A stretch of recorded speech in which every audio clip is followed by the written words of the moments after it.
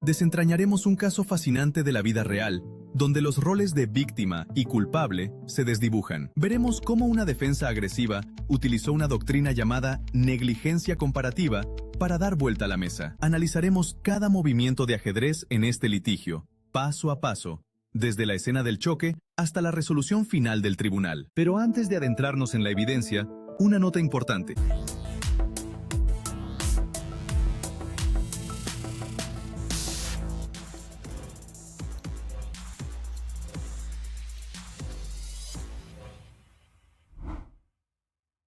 Bienvenidos al canal de YouTube Abogados con Papa. Soy Noel Alvarado, un abogado de lesiones personales y un padre apasionado por compartir el camino hacia el derecho. Este canal está dedicado a mi hija y a cualquiera que sueñe con convertirse en abogado. Únete a nosotros mientras hablamos con abogados, inspiradores y otros profesionales para compartir ideas, historias y un poco de diversión en el camino. Es una mezcla de sabiduría, entretenimiento y aliento para ayudarte a dar los primeros pasos hacia una carrera legal exitosa.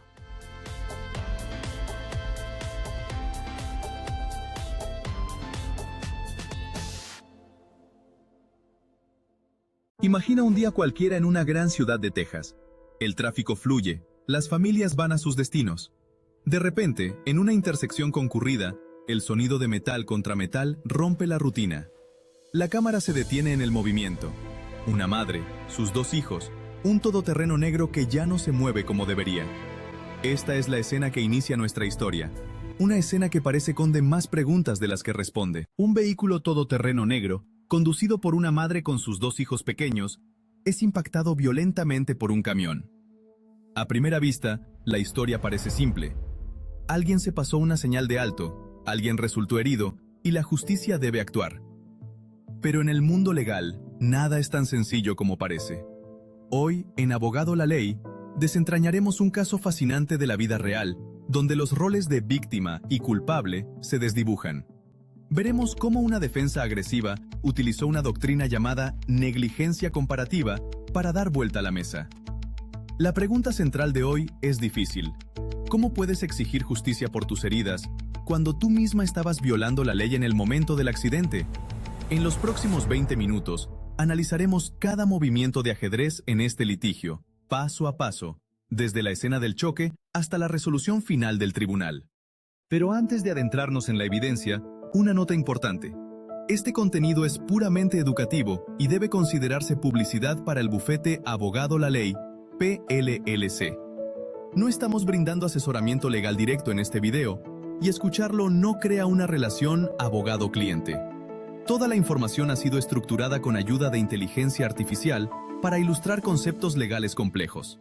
Con eso claro, continuemos y analicemos los hechos con detenimiento. Para entender completamente este caso, primero debemos conocer a los protagonistas de esta compleja batalla legal. En el lado de los demandantes está la demandante individual, la madre conductora del todoterreno negro. Junto a ella tenemos al demandante, contrademandante, el padre y propietario del vehículo todoterreno, quien más tarde actuó en representación de uno de los menores. También están los dos demandantes menores, niños que viajaban como pasajeros y resultaron heridos. En el otro extremo están la demandada conductora, quien manejaba el camión gris, y el codemandado, propietario del camión y padre de la conductora. Mantendremos estos roles presentes mientras desgranamos cómo cada movimiento procesal y cada prueba influyeron en la narrativa del litigio. Ahora, retrocedamos y examinemos exactamente cómo se desarrollaron estos eventos. La cronología es crucial para entender las complejidades legales que surgieron. Todo comenzó cuando la demandada conductora obtuvo su licencia de conducir, un hecho que más tarde sería verificado y discutido en el tribunal. En el otoño de aquel año, en una intersección de una autopista, el todoterreno negro que conducía la madre y que llevaba a sus dos hijos fue impactado por un camión gris. Testigos y oficiales señalaron que el impacto ocurrió cuando la conductora del camión presuntamente se pasó un semáforo en rojo. Sin embargo, la historia dio un giro inesperado en el lugar de los hechos. El oficial de policía que respondió emitió citaciones, no solo a la conductora del camión, sino también a la madre del todoterreno. La demandante individual fue citada por no tener una licencia de conducir válida y por no sujetar adecuadamente a sus hijos. Estas citaciones, recogidas y documentadas en el informe policial, luego se convirtieron en evidencia central para la defensa. Durante la fase siguiente, la demandante individual presentó la demanda original alegando negligencia y negligencia per se contra la conductora del camión. Los demandados respondieron con contrademandas, alegando a su vez negligencia comparativa y cuestionando la base de algunas reclamaciones. En el proceso de descubrimiento, los demandados solicitaron registros médicos, registros de licencia y antecedentes de multas de tráfico. La demandante objetó varias peticiones, lo que generó disputas procesales que el tribunal tuvo que resolver. Más adelante, uno de los menores fue retirado del caso y el padre presentó una contrademanda en nombre del menor restante, alegando que la negligencia de la madre había contribuido a las lesiones del niño. Finalmente, tras extensas negociaciones y la designación de un guardian ad litem para proteger los intereses del menor, el caso se resolvió por acuerdo y se emitió un fallo final aprobado por el tribunal. Esa es la estructura cronológica. Ahora profundicemos en los hechos y en el análisis legal que transformó esta historia. La demandante individual presentó la demanda original, alegando negligencia y negligencia per se. Parecía un caso directo de responsabilidad por accidente de tráfico, choque, lesiones, facturas médicas. Sin embargo, los demandados presentaron sus respuestas y contrademandas con una estrategia que cambiaría completamente la dinámica. El codemandado alegó que fue demandado frívolamente por encargo negligente, defendiendo que no había base legítima para acusarlo de haber entregado negligentemente el camión. Más importante aún, la defensa centralizó la estrategia en la negligencia comparativa. Argumentaron que la conductora del todoterreno, la demandante individual, había cometido violaciones claras de la ley, conducir sin licencia válida y no asegurar a sus hijos, lo que reducía o incluso eliminaba su capacidad de recuperar indemnización. En el descubrimiento, los demandados buscaron registros médicos, registros de conducción y todas las multas de tránsito para construir una narrativa sólida sobre el comportamiento de la demandante antes y después del choque. La demandante objetó algunas solicitudes, generando mociones para compel y disputas sobre privilegios y alcance del descubrimiento. En paralelo, el demandante, contrademandante, el padre y propietario del todoterreno, presentó una contrademanda en nombre del menor restante, transformando un caso que parecía dirigido contra la conductora del camión en una pugna multifrontal. La presión procesal y las evidencias médicas se convirtieron en la arena donde se libró la negociación final. Examinemos ahora los hechos concretos que hicieron de este caso un ejemplo de cómo la negligencia comparativa puede transformar una demanda. En la tarde del accidente, el todoterreno negro circulaba por la autopista con la madre al volante y sus dos hijos como pasajeros. El camión gris, conducido por la demandada conductora, atravesó la intersección e impactó el vehículo familiar. Testigos y el informe policial sugirieron que la conductora del camión pasó un semáforo en rojo. Sin embargo, la investigación del lugar reveló que la madre no tenía una licencia de conducir válida y que los niños no estaban adecuadamente sujetos. Estas circunstancias se documentaron en citaciones emitidas en la escena y más tarde en peticiones formales durante el descubrimiento. El matiz aquí es crítico. En muchos casos de accidentes, la determinación de culpa no es binaria. Los hechos pueden apoyar múltiples inferencias, por ejemplo, la conducta de quien cruza la intersección y la conducta del conductor que transporta pasajeros sin medidas de seguridad son factores que un tribunal o un jurado ponderarán. En este caso, esas observaciones cambiaron el eje del litigio.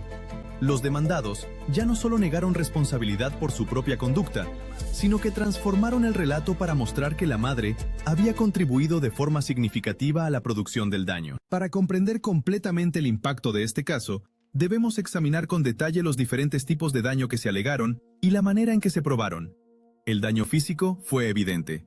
La demandante individual describió dolor y rigidez en cuello, espalda, muñeca y antebrazo, que son lesiones típicas después de un impacto de automóviles. Más severo fue el daño sufrido por el menor YA, quien presentó una fractura craneal que requirió intervención quirúrgica. Cuando hablamos de lesiones pediátricas que implican cirugía, la valoración es mucho más compleja. Hay daños actuales, riesgos futuros de desarrollo, terapia de rehabilitación, potenciales secuelas cognitivas y necesidades educativas especiales. El daño pecuniario incluye facturas médicas pasadas y proyectadas, que en este expediente llegaron a cifras de 6 dígitos en facturas de Medicaid y proyecciones para tratamientos futuros. También se incluyeron reclamaciones por pérdida de capacidad de ganancia, especialmente si la lesión del menor puede tener impacto a largo plazo en su productividad futura. La dificultad técnica en estos reclamos es cómo proyectar con precisión los costos futuros y relacionarlos causalmente con el evento. Finalmente, el daño legal debe considerarse. La demandante individual enfrentó una contrademanda del padre del menor, que la acusaba de negligencia comparativa por no asegurar al niño y por conducir sin licencia, alegando que esas conductas contribuyeron a las lesiones. Ese tipo de daño no se refiere a un número de dólares per se, sino a la exposición procesal y a la reducción potencial de la recuperación. La combinación de los 3 tipos de daños elevó la complejidad del caso y aumentó el incentivo para una resolución negociada con protección especial para el menor. Ahora, profundicemos en las reclamaciones legales que formaron el núcleo de este litigio, comenzando por la negligencia general. En derecho de daños, la negligencia se define como la omisión del uso del cuidado ordinario que una persona prudente habría empleado en circunstancias semejantes. Para probar negligencia se requieren típicamente 4 elementos: deber, incumplimiento del deber, causalidad y daños. El deber es la obligación impuesta por la ley, por ejemplo, conducir con cuidado. El incumplimiento es la acción u omisión que viola ese deber: pasarse un semáforo, distraerse, exceso de velocidad. La causalidad conecta esa violación con el daño sufrido. Debemos mostrar que sin la conducta negligente, el daño no habría ocurrido. Finalmente, los daños son la pérdida real, ya sea física, económica o emocional. En este caso, las demandantes alegaron que la demandada conductora incumplió su deber al no controlar la velocidad, no mantener la vigilancia adecuada y no detenerse en la señal de alto. Para un profesor de derecho de daños, esto se enseña con ejemplos. Imagine un conductor que entra en una intersección con la vista obstruida y sin detenerse cuando el semáforo está en rojo. Si golpea a otro vehículo, la reclamación por negligencia es directa. Sin embargo, la defensa puede introducir atenuantes, como condiciones de la vía, estado del semáforo o comportamiento de la otra parte, lo que lleva a un análisis comparativo del grado de culpa. Ahora vamos a detenernos y explicar con más detalle qué es la negligencia per se y por qué es tan importante en casos de tráfico. La negligencia per se es una doctrina que convierte la violación de una norma legislativa en, por sí sola, probable de negligencia. En la práctica, si un estatuto de seguridad, por ejemplo, una disposición del Código de Transporte de Texas que prohíbe pasarse señales en rojo o exige el uso de cinturones de seguridad, es violado, la parte lesionada puede alegar negligencia per se sin necesidad de probar la diligencia razonable. La violación del estatuto se supone como incumplimiento. Sin embargo, para que la doctrina aplique, deben cumplirse condiciones. El estatuto violado debe estar diseñado para proteger a la clase de personas a la que pertenece el demandante, y el tipo de daño sufrido debe ser del tipo que el estatuto pretende prevenir. Por ejemplo, una ley que exige sujetar a los niños en un asiento infantil busca prevenir lesiones en caso de choque. Si un niño resulta lesionado y no estaba sujeto, es una aplicación clásica de negligencia per se. Pero como mencionamos antes, esto puede ser un arma de doble filo. Si la demandante alega negligencia per se contra la conductora del camión por pasarse el semáforo, los demandados pueden responder alegando que la demandante también violó estatutos, conducir sin licencia, no asegurar a los niños, y que esas violaciones les eximen parcial o totalmente de responsabilidad frente a la doctrina de negligencia comparativa. En otras palabras, la misma doctrina que ayuda a elevar una reclamación puede ser usada por la defensa para reducirla cuando hay violaciones recíprocas de la ley. Pasemos ahora al encargo negligente, otra teoría que frecuentemente aparece en litigios vehiculares cuando hay un tercero propietario del vehículo. El encargo negligente, negligent entrustment, sostiene que el propietario de un vehículo puede ser responsable si entrega su vehículo a alguien que él sabe, o debería saber, que es incompetente, imprudente o peligroso al conducir. Los elementos suelen incluir 1. Que el propietario entregó el vehículo a la persona. 2. Que el propietario sabía o tenía motivos para saber que la persona era incompetente o que usaría el vehículo de manera peligrosa. Y 3. Que tal entrega fue una causa del daño. En este caso, la reclamación de encargo negligente se dirigió contra el codemandado, propietario del camión. La defensa desmontó esa teoría probando que la conductora tenía una licencia válida y un historial de manejo limpio, lo que socavó la afirmación de que el propietario sabía o debía saber que era peligroso confiarle el vehículo. Para entenderlo didácticamente, si yo le presto mi coche a un amigo con años de experiencia y buen historial, difícilmente se probará encargo negligente. Si, en cambio, le presto a alguien con antecedentes de conducir ebrio o sin licencia, la responsabilidad del propietario puede surgir. Ahora llegamos a la pieza central del caso, la negligencia comparativa. Tomemos un momento para explicar el concepto con calma, como en una clase. La negligencia comparativa es una doctrina que permite atribuir porcentajes de culpa entre las partes que participaron en el accidente. En lugar de una asignación binaria de culpa, culpable o no culpable, el tribunal o el jurado determina cuánto de la responsabilidad corresponde a cada parte. En Texas se aplica una versión modificada o proporcional. Si una parte es responsable en más del 50%, esa parte no puede recuperar daños. Si su porcentaje de culpa es 50% o menos, su recuperación se reduce en proporción a su grado de culpa. Por ejemplo, si una víctima se determina que fue un 30% responsable y sus daños ascienden a $100,000, recibirá $70,000. Pero si se determina que fue 51% responsable, no recibirá nada. En nuestro caso, los demandados utilizaron la negligencia comparativa no solo para reducir la responsabilidad, sino para cambiar la narrativa.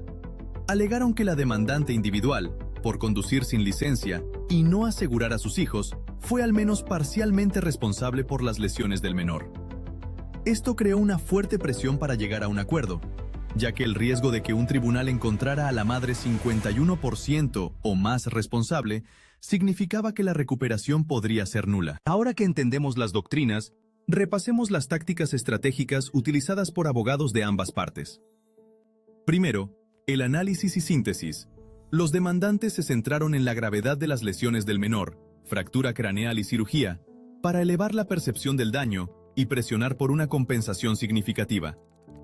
Cuando en la negociación aparece una lesión pediátrica de alta gravedad, los aseguradores y las partes tienden a valorar más el riesgo de juicio.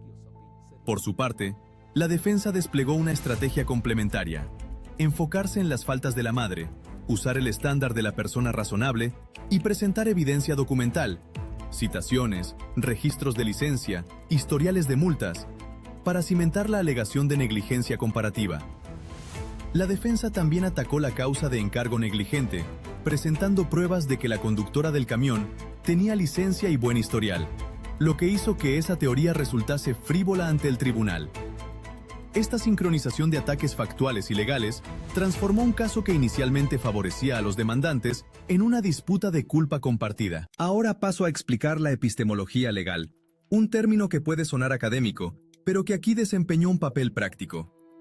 La epistemología legal trata sobre cómo conocemos los hechos en el derecho, qué pruebas aceptamos, cómo evaluamos la credibilidad, qué inferencias razonables podemos extraer de la evidencia. En este pleito, la defensa usó herramientas epistemológicas cuando solicitó el descubrimiento de registros de licencia y multas. En esencia preguntaron: ¿de dónde proviene su derecho a demandar si usted infringió la ley? Esta pregunta no es retórica. Obliga a la parte demandante a producir evidencia que podría perjudicar su reclamación.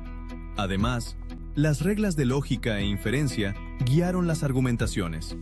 La defensa avanzó que si la conductora del camión tenía licencia y buen historial, la inferencia de encargo negligente contra el propietario era falsa.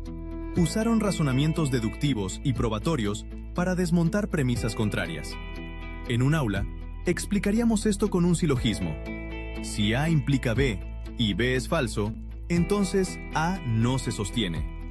Los abogados transformaron esa lógica en mociones y evidencias que, acumuladas, hicieron más plausible la narrativa defensiva. Finalmente, Analicemos cómo las cargas de la prueba y la presión del proceso afectaron el resultado. En materia civil, la carga de probar corresponde a la parte que alega hechos. Los demandantes deben probar negligencia y daños por preponderancia de la evidencia. La defensa aprovechó esto para forzar la producción de documentos y para mostrar debilidades en la prueba de los daños, buscando una resolución favorable, ya sea por desestimación parcial o por acuerdo. Los demandados presionaron para obtener registros médicos completos y otros documentos que pudieran limitar o matizar las reclamaciones de daño. Cuando una parte no puede documentar sus daños o existe evidencia contradictoria, el riesgo de sentencia sumaria o de reducción sustancial en la negociación aumenta. Este juego de presiones procesales, mociones para compel, objeciones, negociaciones de descubrimiento, fue clave para empujar a las partes hacia la mediación y, finalmente, a un acuerdo supervisado por el tribunal. ¿Cuál fue el desenlace? El caso se resolvió fuera de juicio mediante un acuerdo final de sentencia aprobado por el tribunal. Después de una moción acordada para continuar los plazos y completar la mediación, y tras la designación de un guardián ad litem para proteger los intereses del menor, las partes llegaron a un acuerdo que el tribunal consideró justo y equitativo para el menor. Ese acuerdo implicó que una suma de 6 cifras se destinara a cubrir gastos legales, médicos y otros costos inmediatos, y que otra suma de 6 cifras se estructurara para pagos periódicos futuros en beneficio del menor. Es importante subrayar un punto pedagógico. Aunque el acuerdo resolvió el caso, no implicó una admisión de responsabilidad por parte de los demandados. Las partes aceptaron la resolución para evitar riesgos adicionales. El giro imprevisto fue que la defensa de negligencia comparativa, sustentada por las citaciones de tráfico contra la madre, cambió la dinámica del litigio y forzó una solución negociada que protegiera al menor sin declarar responsabilidad judicial plena. Desde una perspectiva estratégica, esto demuestra cómo una defensa bien articulada puede convertir un reclamo aparentemente fuerte en un litigio de reparto de culpas y, por ende, en negociación. Si experimenta algo similar en Texas, donde su caso se vuelve complejo debido a negligencia comparativa, o necesita una representación meticulosa que use todos los argumentos legales a su favor, contacte a Abogado La Ley PLLC. Llame al 1 8 6 6 9 9 5 2 5 3 9 o envíe un mensaje de texto al 713 379 0024 para una consulta gratuita. Recuerde que este es un anuncio publicitario de Abogado La Ley PLLC que sirve a clientes en Texas. No se establece una relación abogado-cliente al contactarnos sin un contrato por escrito y firmado. Abogado La Ley PLLC no garantiza resultados. Cada caso es diferente. El bufete utiliza inteligencia artificial para marketing y ventas. Al contactar al bufete, usted acepta el uso de IA, mensajes de texto, correo electrónico y otras comunicaciones. Atrévase a descubrir el poder de una defensa legal estratégica. Esperamos su llamada.